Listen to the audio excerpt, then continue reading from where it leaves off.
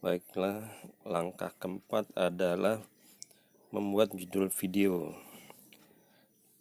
Masuk kembali ke aplikasi, kemudian ke project yang kita buat tadi, kemudian pilih foto nomor 1. Setelah itu pilih judul, tekan preset ini jenis-jenis tampilan judul nanti, jadi ada banyak variasi. Di sini kita lihat ada 16 variasi tampilan. Kita coba partikel 2.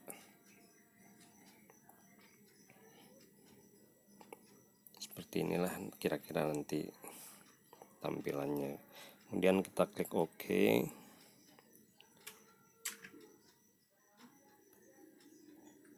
Kita masukkan dulu judulnya.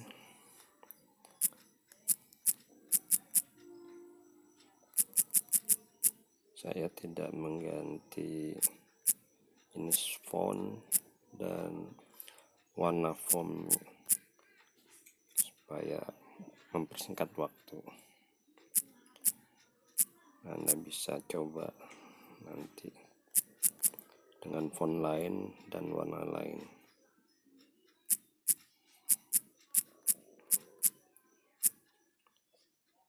Klik OK. Seperti itu nanti penampilan judulnya. Anda juga bisa coba dengan pilihan-pilihan yang lain.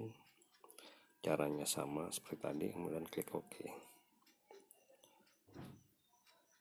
Demikian langkah keempat tutorial pembuatan video dengan menggunakan smartphone. Terima kasih.